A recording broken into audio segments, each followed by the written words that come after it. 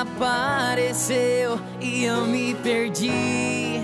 Com esse sorriso teu, o meu coração me avisou. Toma cuidado pra não virar amor. E virou.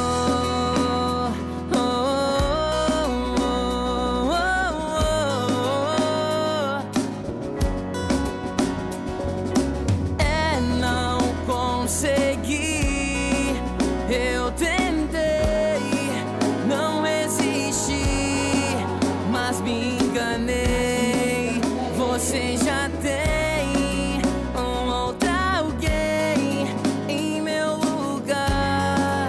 Deixa pra lá.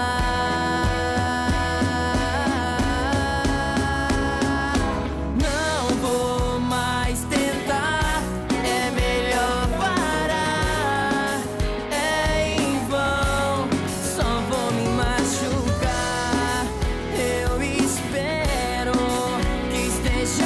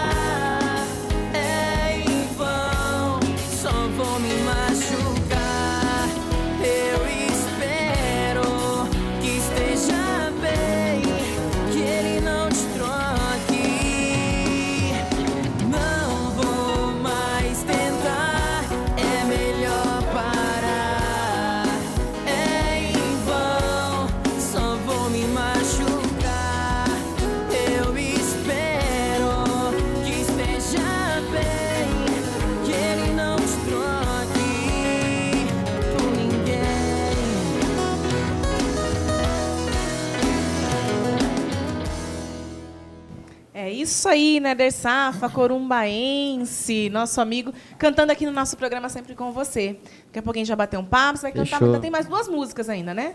Tem mais 2. Para você cantar com a gente, você descobrir um pouquinho mais sobre o seu trabalho, tá bom?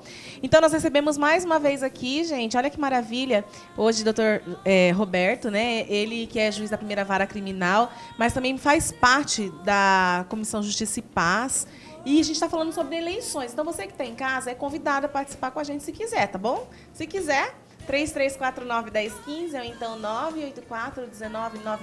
984-1999-38. Vou mandar um beijo, um beijão especial para a Paty, a minha líder, né? Minha líder, eu sou campista, então a minha líder querida está assistindo o nosso programa. Um beijo, viu, Paty, para você. Deus abençoe também todo o seu trabalho de evangelização. Doutor Roberto, falamos de corrupção, né? Temos visto aí uma grande movimentação. Agora parece que as coisas se acalmaram, né? Que já conseguiram o impeachment e tudo mais, né? Mas a gente falando disso, corrupção não é algo que a gente tem falado de hoje para cá. Não é algo de 13 anos para cá, por exemplo, mas é algo muito antigo e que há organizações, por exemplo, como a própria OAB, que tem trabalhado em cima disso há muito tempo, né? Sem dúvida. Aliás, é um problema histórico, não é só no Brasil. Agora, o que aqui chama atenção é que as pessoas meio que se acostumavam, né, com a prática de atividades ilícitas, de corrupção, desde o momento do lançamento de algumas candidaturas. Então, quando aquele velho ditado, né, o palco nasce torto, nunca se endireita, ou seja, se o processo eleitoral é viciado, é desonesto, é ilegítimo, a pessoa que vai ganhar a eleição não vai se transformar da noite para o dia. A pessoa que paga qualquer preço para conquistar o poder, vai exercer o poder como se fosse seu. Não vai prestar satisfação para a comunidade, não vai se preocupar em atuar com ética, seja ele do partido que for, né? Só que o eleitor também tem que ser atento, porque não basta depois só nós reclamarmos, lamentarmos ou escolhermos esse ou aquele bode expiatório. Nós temos que fazer a nossa parte como cidadãos. Então, o processo eleitoral, se me permite, justamente é o que nos dá esse poder. O poder de deixarmos claro que tipo de político nós queremos que nos represente. Se eu aceito que um político desonesto na campanha seja eleito, eu sou responsável por esse mal político também. E depois não adianta eu ficar só reclamando, né? Então o eleitor ele tem essa responsabilidade também. Ele pode contribuir para que a corrupção se enraize, se fortaleça, ou o contrário, ele pode ajudar a separar o joio do trigo, né? O senhor estava falando no começo que o movimento de combate à corrupção foi o grande impulsionador, não sei se eu posso dizer assim, da criação da lei da ficha limpa, né? Essa lei, a gente conversava esse tempo atrás aqui com o doutor Elton Nasser, ainda mandar um abraço para ele também, nosso grande parceiro aqui no Sempre Com Você, na TV e na Rádio Imaculada Conceição. Nós conversávamos sobre isso e a gente lembrava justamente, né, assim, do quanto essa lei tem sido cumprida. E também como é que o próprio eleitor pode observar isso. Porque tem gente que se preocupa assim, será que esse político é ficha limpa? Né? Será que ele é correto? E tem gente que acha que não, que para eles isso não é importante, né? Vamos falar um pouquinho sobre essa lei da ficha limpa, né? Se ela realmente tem feito acontecer? Na verdade, ela já fez uma mudança importante porque ela limita que pessoas que tenham condenações em segundo grau já definitivas, por improbidade, por vários dos crimes, que tenham mandatos cassados, sejam candidatos. Então essas pessoas já estarão fora do processo eleitoral. Só que muitas pessoas ainda não têm essas condenações, mas você já desconfia que o histórico não seja muito aconselhável. Então, digamos assim, a lei já fez muito, já avançou, já diminuiu o acesso à política a muitas pessoas, acesso às campanhas eleitorais de muitas pessoas, mas ela não tem poder de, por si, fazer a transformação total, ou seja, continua havendo necessidade do eleitor fazer a filtragem. Então hoje, com a tecnologia, é muito fácil o eleitor interessado pesquisar o histórico do candidato no site dos tribunais, do Tribunal Eleitoral, do Tribunal de Justiça, observar ainda que ele não tenha condenação. Vou dar um exemplo para ficar mais claro. Vamos imaginar um ex-prefeito qualquer, um ex-vereador, enfim, que tenha contra si processos que apuram improbidade administrativa, ou seja, atos ilícitos, irregulares na administração. Embora não tenha sido condenado, ou seja, ainda não está impedido de disputar a eleição, só que tem essa pendência. O eleitor vê e vai ter que analisar, bem, será que eu quero votar em alguém que contra si exista essa desconfiança? Que contra si exista um processo que diz que ele contratou sem licitação, empregou parente ou coisas semelhantes? Bom, aí fica a critério do eleitor. Desconhecimento ele não pode mais alegar, ele tem condição de ter acesso à informação, né? Então, digo, a lei da ficha limpa nos ajudou muito a melhorar o ambiente político eleitoral no Brasil, mas é claro que nenhuma mudança decorre só da lei, né? A lei é um passo, mas a atitude do cidadão é o passo ainda mais importante que a lei. É verdade. O senhor acha assim que um político ficha suja, ele é um possível ou então é uma certeza de que ele vai cometer atos de corrupção? Eu não diria uma certeza, mas é uma grande indicação, né? A pessoa que tem o histórico muito conturbado, ao ponto de ser ficha suja, acho que dificilmente, mas eu confio na mudança das pessoas, né? Mas dificilmente a pessoa vai exercer um mandato e vai se transformar. É mais fácil, infelizmente, o contrário. Pessoas que ingressam na vida política, em outras atividades também, com ficha limpa e no exercício do poder, infelizmente, acabam pisando na bola. Então, assim, tudo é possível, né? Não é uma certeza nem de A nem de B, mas é algo que a gente tem que levar em conta, sem dúvida. É verdade. Agora, é assim, vamos falar um pouquinho da questão da Comissão Justiça e Paz, né? O senhor falou que ela faz parte desse movimento, né, de combate à corrupção. E essa Comissão Justiça e Paz, ela não é só restrita a Campo Grande, né? Ela tem vários outros lugares. Como que é o trabalho dessa comissão? Quem faz parte dessa comissão aqui em Campo Grande? Ótimo. Na verdade, a comissão, ela tem em diversos outros locais, a nossa, por isso que é uma comissão regional. Então, essa comissão é vinculada à Arquidiocese de Campo Grande, então atende aqui a Arquidiocese. Vou dar alguns exemplos. Ela atende, existiu recentemente diversas dificuldades na região da Cidade de Deus a respeito do acesso à moradia. A comissão se fez presente. Existiu discussões a respeito da situação dos catadores de lixo, né? Do pessoal da reciclagem de lixo. A comissão se fez presente, auxiliando nas audiências públicas, orientando aquela população, fazendo a interligação entre a demanda daquele pessoal com o poder público. Então ela acaba estando presente onde houver violação ou risco a direito humano, seja ele qual for. E aqui a gente tem diversos companheiros, colegas de comissão, que são da área do direito, tem defensores públicos, advogados, mas pessoas de outras áreas também. Tem professores, tem empresários, tem trabalhadores, funcionários públicos, ou seja, tem pessoas de todo tipo profissional, mas todos comungando desse mesmo ideal. De boa vontade, né? Sem Para dúvida. fazer um trabalho bacana. E eu acredito também que sejam pessoas que acreditam de fato, que, como o senhor disse, da mudança das pessoas e também de um combate até mesmo limpo, digamos assim, da corrupção, pelo menos aqui, né, na nossa cidade. A começar da nossa cidade, né? Algo pontual. E segue justamente o que recentemente o Papa Francisco nos disse, né? Que a política é algo que deve ser a participação nela incentivado. O leigo, enfim, o católico ou qualquer cidadão em geral tem que se interessar pela política. É o nosso instrumento de fazer as coisas acontecerem para melhor e não jamais generalizar. Esse é um cuidado que eu sempre tento mencionar. Não é porque existem algumas pessoas envolvidas no mal feito, que todo político é desonesto, que todo gestor não merece confiança. Negativo. Tem muita gente boa que coloca o nome para fazer o trabalho que a comunidade espera. Agora, compete a nós também fazermos a seleção. Então, o que a nossa comissão faz é ajudar nesse processo de que o eleitor seja, aspas, o dono efetivo do poder. É através da intenção do eleitor que qualquer um de nós que se dispõe a disputar a eleição pode ser eleito. Ninguém no Brasil, que agora é uma democracia, ainda em construção, é verdade, mas já é uma democracia, ninguém ocupa cargo político que não seja pelo voto. Então, se nós temos, eventualmente, maus representantes, nós temos a parcela de culpa também. Só que temos a chance de corrigir o nosso eventual erro, que é votando cada vez melhor nas eleições, né? O que o senhor acha que leva, o povo mesmo, não somente o povo católico, mas o povo mesmo, a continuar votando em pessoas que já cometeram atos ilícitos? É uma pergunta... Será que é desconhecimento?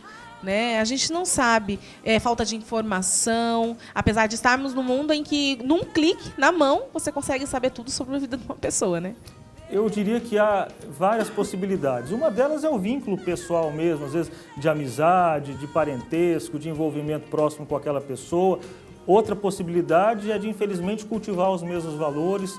Outra possibilidade de não conhecer um candidato alternativo àquele, já tem o hábito, sempre votou nele, não conhece o adversário e acha que o adversário é até pior. Então, por falta desse conhecimento. Mas qual que é a questão? É da pessoa se informar e deixar claro o seguinte, quando você escolhe um candidato, você não deve prestigiá-lo apenas e tão somente por ter eventual contato com ele, por ele ser simpático, te abraçar, beijar seu filho, jogar futebol contigo, tomar cerveja na esquina, não. Você tem que fazer uma filtragem. A pessoa que você vai votar vai ser o seu representante, o seu procurador, vai falar em seu nome. Então, que tipo de pessoa você quer que fale em seu nome? É uma pessoa que é simpática, porém incompetente, simpática, porém desonesta, simpática, porém político carreirista, profissional? Aí é uma questão de opção. Mas eu acho que é uma soma de coisas. Esse vínculo, às vezes o desconhecimento em relação aos adversários, às vezes o comodismo, às vezes os mesmos valores, enfim, tudo isso faz com que alguns maus políticos continuem sendo eleitos. Agora, a senhora acha que a igreja tem um espírito crítico sobre a questão da política? Eu acho que nos últimos tempos isso tem ficado cada vez mais forte, né? Nesse tipo de trabalho, digamos, macro, né? De ajudar a mudar a legislação eleitoral, de criar instrumentos de orientação ao eleitor, acho que a igreja tem caminhado bem, pelo menos no que eu acompanho nesses últimos anos. Mas a igreja também é algo, digamos, muito grande. Você tem pessoas na nossa igreja de todo tipo, de toda formação. Tem aqueles que abominam a política, tem aqueles que generalizam, todo mundo não presta, tem aqueles que não, que têm uma visão mais crítica, mas eu diria que se eu fosse um professor e fosse corrigir a prova, eu aprovaria o trabalho da igreja. Passaria sem exame final, sem recuperação.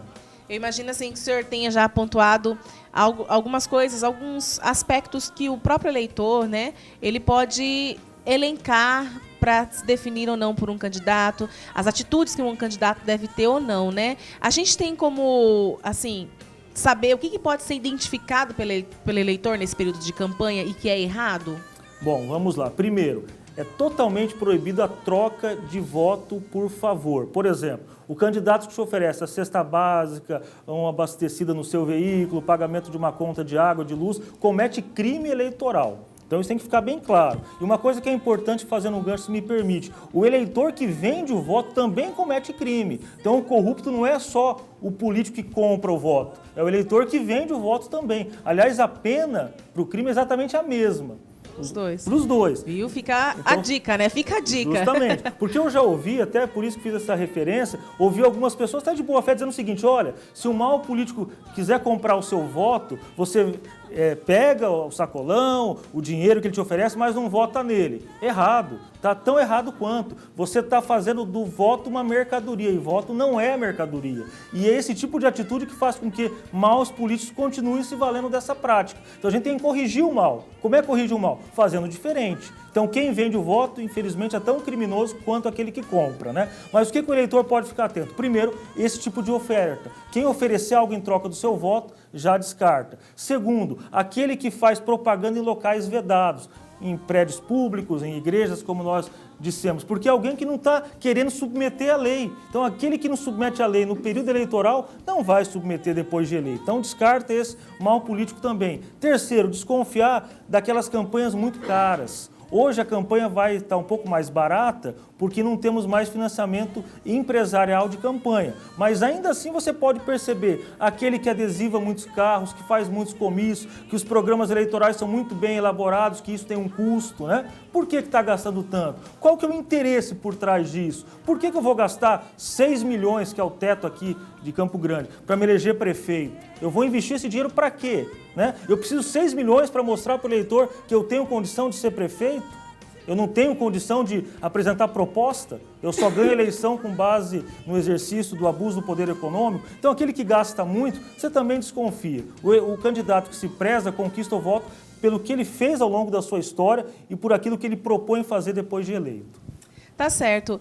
Doutor, quem quiser, por exemplo, a participação, né, a presença dessa comissão, afinal de contas, vocês vão distribuir material, né, impresso, vão até as pastorais e movimentos, né, para poder falar um pouco sobre esse assunto que a gente está conversando aqui. Quem quiser, procura onde? Procura a Arquidiocese? Como é que funciona? Isso, então eu vou dar alguns caminhos. Pelas redes sociais, pelo Facebook, a pessoa interessada pode procurar pela Comissão Justiça e Paz e vai nos localizar.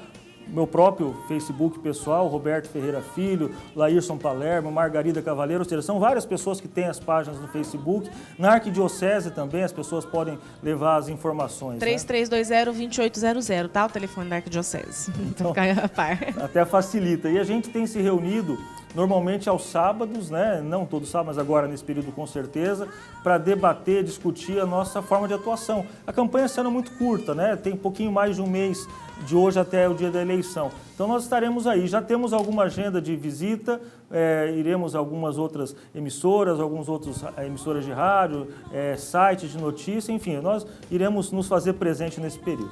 É um trabalho de formiguinha, mas um trabalho motivador, né? Esperança no coração, né, doutor? Sem dúvida. E você acreditar que o nosso país, que já enfrentou tanta turbulência ao longo da sua história, é um país absolutamente viável, que o nosso povo merece um país melhor, mais justo, mais humano, e isso passa pelo processo eleitoral cada vez mais transparente. Tá certo, então, agradeço sua presença aqui. Tá? As portas da TV Imaculada estão abertas para o senhor, para o movimento, né? Para a comissão, e fica sempre à vontade, tá bom? Obrigada pela sua presença. Eu que agradeço, muito obrigado. A gente agradece aqui também. Então, nós vamos para o intervalo agora, pode ser? Vamos cantar? Vamos cantar, então, para quem está em casa. Deixa eu só ver o nome da música aqui. Ser Meu Mundo. Vamos lá, então, Ser Meu Mundo com Néder Safa.